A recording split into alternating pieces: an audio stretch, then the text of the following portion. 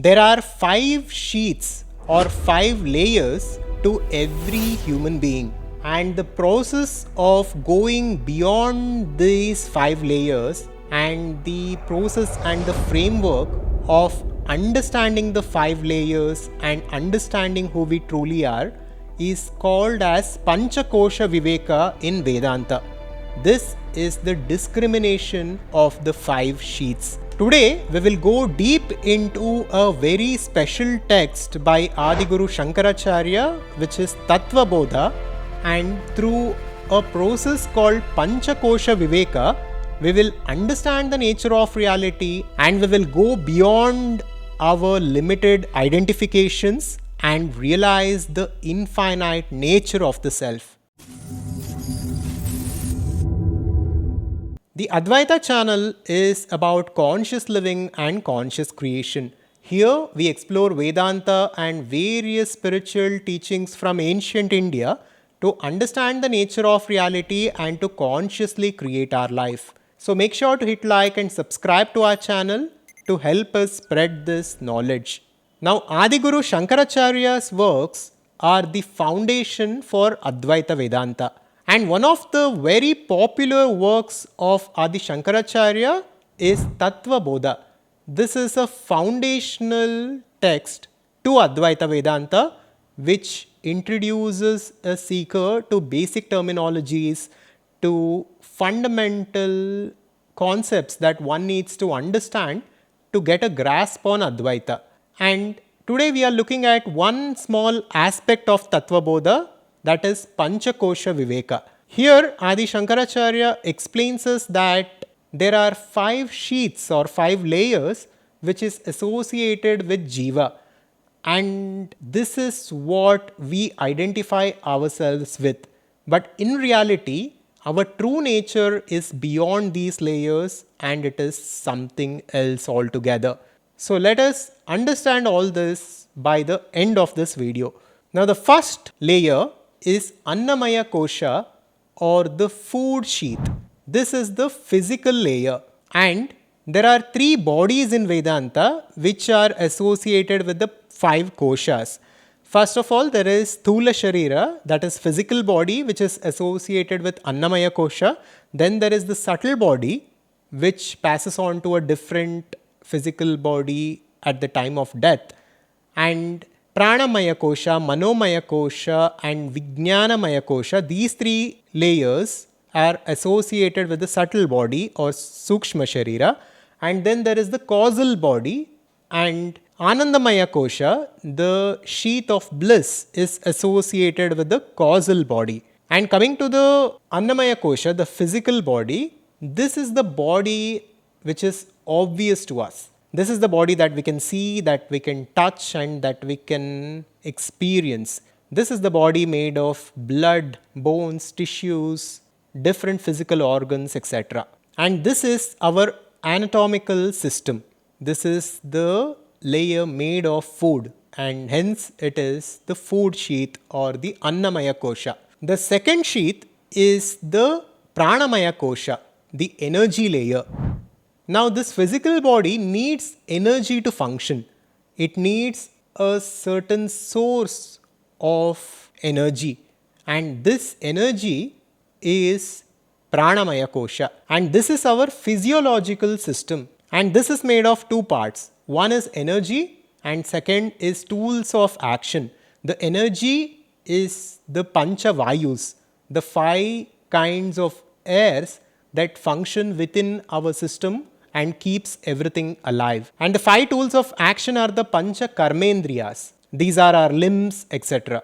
And this Pranamaya Kosha is said to give Kriya Shakti to the Jiva.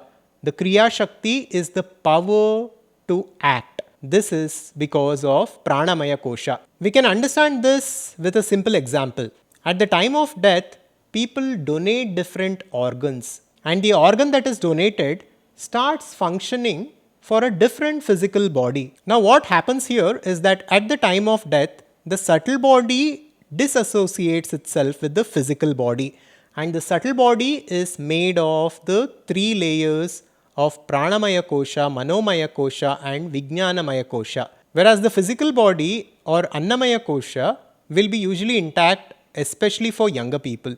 And the organs of these systems can be used for a different physical body. But since the energy is not there within the physical body, the person or the jiva is not alive with that physical body, although the jiva is very much alive as the subtle body. This is how we need to understand the layers. In the third part, let us look at the Manomaya Kosha or the mind sheath. This is very simple to understand.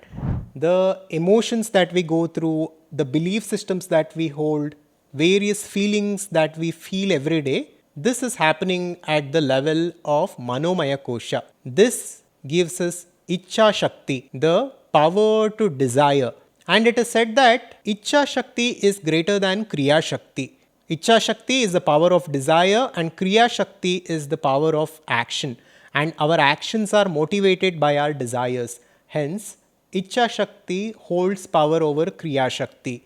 And Manomaya Kosha holds power over Pranamaya Kosha and Annamaya Kosha. And this Manomaya Kosha is again made of two parts. One is the mind and another one is the Pancha Jnanendriyas or the five sensory organs. These are our eyes, our skin, our nose, our ears, etc. The fourth part is about Vijnanamaya Kosha or the intellect sheath. This is the cognitive personality or the knowing personality. This is the knowing principle in us. There is something which intellectually thinks about different concepts. Right now, I'm talking about a certain subject, and something within you is intellectually trying to conceive it. It is trying to understand it. This is the intellect sheath, the Vijnanamaya Kosha. Now, the Vijnanamaya knows, the Manomaya desires, and the Pranamaya and the Annamaya Koshas act. Here we need to understand that the decisions that are taken from a higher perspective and from the higher layer are always better. Those who are addicted to alcohol or junk food, they listen to their bodily instincts. They look at something and immediately a strong desire rises in the Manomaya Kosha. And they don't try to intellectually decipher the situation. They immediately act and they immediately unconsciously get into those patterns of behavior. This is not sustainable and this is not good for us. It is important to take decisions from a higher perspective. Let's say in the same situation, if we take some time and listen to the intellect which knows what is good for us and what is bad for us in many cases, not in all cases, then that decision that is coming from the intellect will be better than the decision that we take because of our desires. And again, this Vijnanamaya Kosha is made of two parts. One is the Pancha Jnanendriyas again, and second is the intellect, which is the controller of our lives in many cases. And in the fifth and the final part, let us discuss Anandamaya Kosha or the bliss sheath. This is our unconscious identity. This is the bliss body, but this is where avidya lies as per Adhvaitha Vedanta. At this deep level, we are identified with our own system and we are separated from that infinite pure consciousness. And the best way to understand this bliss sheath is through deep sleep. When we go to sleep and when we are at deep sleep or sushupti, there is no activity of the mind. All the other layers of being, all the other sheaths are inactive except for the bliss sheath. Here, the unconscious identity still remains, but we are in absolute bliss and we are unaware of the external circumstances. This is where the Anandamaya Kosha is active. Now, coming to the important part, the Pancha Kosha Viveka tells us that although there are these 5 sheaths that are associated with Jiva, if we go into self-inquiry and if we look at our own experiences, we are none of these layers. What we are is beyond any of these layers. Shankara tells us in Tattva Bodha that by understanding the 5 sheaths, we must disown them and realize we are not these limited elements. And Pancha Kosha Viveka shows 5 points of error where we identify ourselves with. And by negating them and disassociating the I from these sheaths, we realize our infinite nature. To understand this, you can just close your eyes and just try to still your mind for a second and just go beyond thoughts, even if it is for just a second. For that fraction of a moment, we can feel that witness that we actually are and that consciousness which is free from conditioning. And these tiny moments are very accessible to regular meditators. Now, according to my understanding, these tiny moments of stillness, which many of us experience during meditation or during contemplation, is who we truly are. And the goal of spirituality is to expand this and to experience this permanently as who we truly are.